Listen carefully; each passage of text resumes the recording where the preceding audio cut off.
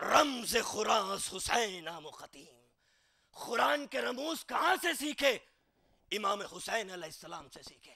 اور اقبال نے تو ایسا شعر کہہ دیا کہ جس کا پہلا مصرع ہے تورا اور دوسرا مصرع ہے تبرہ.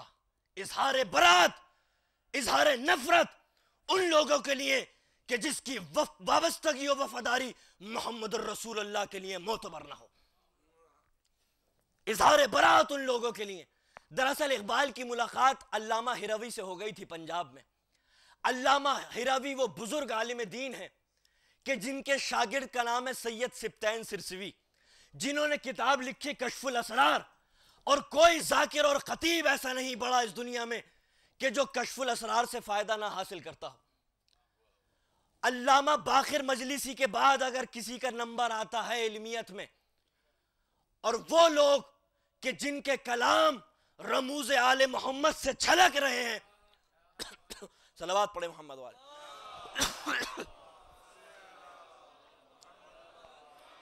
اس دوسری ہستی کا نام ہے علامہ ہروی. اقبال کی ملاقات علامہ ہروی سے پنجاب میں ہو گئی، اور اس کے بعد اقبال نے کتاب لکھ ڈالی اس گفتگو کے اوپر. وہ کتاب ہندوستان کے کشمیر سے شائع ہوئی ہے، جو علامہ ہروی سے اقبال کی گفتگو ہوئی. اقبال لکھتا ہے اس میں، اقبال کہتا ہے کہ علامہ ہروی مجھ کو دلائل کی دیواروں کے درمیان لے کے چلے. دلائل کی دیواریں علامہ ہروی نے میرے ارد گرد کھڑی کر دی، اور وہ دیواریں اس انداز سے کھڑی کی گئی تھی کہ وہ ناقابل عبور تھیں، ان کو عبور نہیں کیا جا سکتا تھا. علامہ ہروی دلائل کی دیواروں کے درمیان مجھ کو لے کے چلے کہ جہاں سے انحراف ممکن نہیں تھا، اور جس در پہ علامہ ہروی نے مجھ کو لا کے چھوڑا وہ در اہل بیت کے علاوہ کچھ اور نہ تھا. تو اقبال کی ملاقات جب علامہ ہروی سے ہو گئی تو اس کے بعد اس نے ایک نظم لکھی جس کا شعر میں آپ کی خدمت میں پیش کر رہا ہوں. بے مصطفیٰ بے رساں خویش را کے دیں ہماوست، بے مصطفیٰ بے رساں خویش را کے دیں ہماوست، اگر بے اون نہ رسیدی تمام بوئے ابو لہبیست. دراصل اس میں علامہ اقبال نے قرآن مجید کی حکمت کا استعمال کیا ہے. قرآن مجید نے میں جو تبرہ کیا ہے ابو لہب کے اوپر، تبت یدا ابو لہبن، تو وہ دراصل ابو لہب پہ تبرہ نہیں ہے، وہ ہے تبرہ ابو سفیان پہ. اس لیے کیونکہ ابو لہب کا تو دماغ ہی نہیں تھا، جو بھی وہ کرتا تھا وہ ابو سفیان کے مشورے سے کرتا تھا. اور تاریخ میں یہ دلائل موجود ہے کہ ابو لہب جو بھی کرتا تھا وہ ابو سفیان کا مشورہ ہوا کرتا تھا.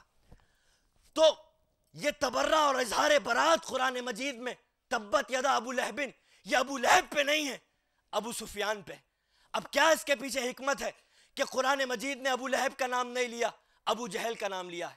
اسی طرح سے اقبال نے یہ جو شعر کہا ہے جو تولا و تبرہ پہ مبنی ہے، اس میں بھی ابو سفیان کا نام نہیں لیا، ابو لہب کا نام لیا ہے. کہتے ہیں بے مصطفیٰ بے رساں خویش را کے دیں ہماوست. اگر مصطفیٰ کے دین تک پہنچنا ہے، اگر مصطفیٰ تک پہنچنا چاہتے ہو تو مصطفیٰ کا سارا دین بس اسی کے پاس ہے، امام حسین علیہ السلام کے پاس.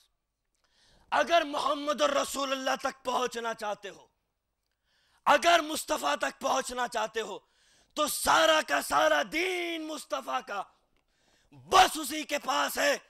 اگر اس تک نہ پہنچے تو جو بھی دین تمہیں ملے گا وہ ابو لہب کا دین ہوگا. صلوات پڑھ دیجئے محمد و آل محمد پر.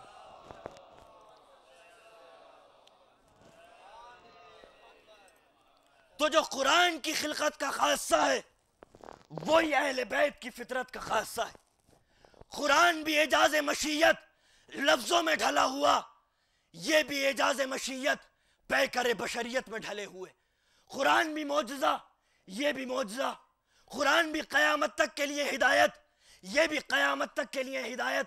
قرآن بھی معصوم، یہ بھی بے خطا.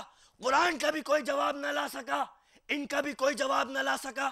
قرآن کی کچھ پوشیدہ حقیقتیں ہیں جن کو یا تو خدا جانتا ہے یا پھر معصوم جانتا ہے۔ اہل بیت کے بھی کچھ پوشیدہ رموز ہیں جن کو یا تو خدا جانتا ہے یا پھر معصوم جانتا ہے یا پھر خاص قلب سلمانی اور قلب بوذری جانتے ہیں۔ امام محمد باقر علیہ السلام فرماتے ہیں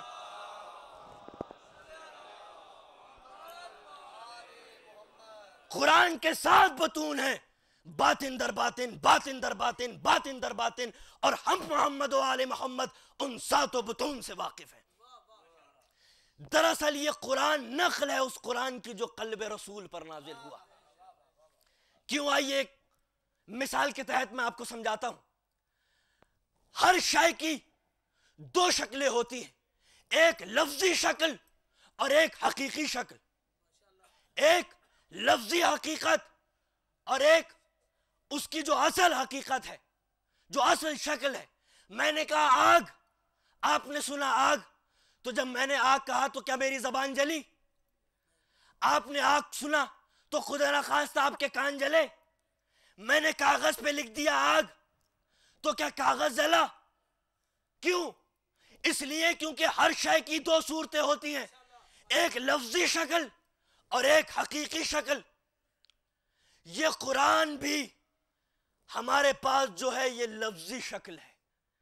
حقیقی شکل قرآن کی وہ شکل ہے جو قلب رسول پر نازل ہوئی، ورنہ یہ قرآن وہ قرآن تھا جو پہاڑوں پر نازل کیا جاتا تو اس کی عظمت اور دبدبے خوف سے پہاڑ ریزہ ریزہ ہو جاتے۔ یہ تو قلب رسول تھا جو فراموشی کا قائل نہیں تھا۔ تو یہ نقل ہے اس قرآن کی جو قلب رسول پر نازل ہوا۔ تو قرآن کے 2 نزول ہوئے، ایک رسول اسلام کے لیے نزول اور ایک عوام کے لیے نزول۔ رسول اسلام پہ ایک ساتھ قرآن مجید نازل کر دیا گیا، اِنَّا أَنزَلْنَاهُ فِي لَيْلَةِ الْقَدْرِ، کسی قدر والی رات میں ہم نے تمام کا تمام قرآن مجید نازل کر دیا۔ یہ رات اس دنیا کی رات نہیں ہے، یہ کسی اور عالم کی رات ہے۔ ہاں بس قرآن مجید میں اتنا اشارہ ضرور ملتا ہے کہ جب اس عالم کا ایک دن ہوتا ہے تو اس دنیا کے 1000 سال ہو جایا کرتے ہیں۔ اگر رسول پہ بھی قرآن رفتہ رفتہ نازل ہوتا تو رسول کی اعلان رسالت والی پہلے والی زندگی میں اور اعلان رسالت کی بعد والی زندگیوں میں فرق پایا جاتا، مگر جو طرز حیات رسول اسلام کی قبل اعلان رسالت تھی وہی طرز حیات قبل اعلان رسالت کے بعد تھی۔ دونوں زندگیوں میں کوئی فرق نہیں پایا جاتا، اور اسلام نہ ہوتا اگر رسول کی حیات سابقہ نہ ہوتی۔ اسی حیات سابقہ کی بنیادوں پر قصر اسلام کی ترویج اور تعمیر ہوئی ہے۔ تو رسول اسلام پہ ایک ساتھ قرآن مجید نازل کر دیا گیا اور عوام پر رفتہ رفتہ نازل کیا گیا، اس لیے کیونکہ قلب بشر ان حقیقتوں کا برداشت کرنے کا متحمل نہیں تھا۔ اور کب نازل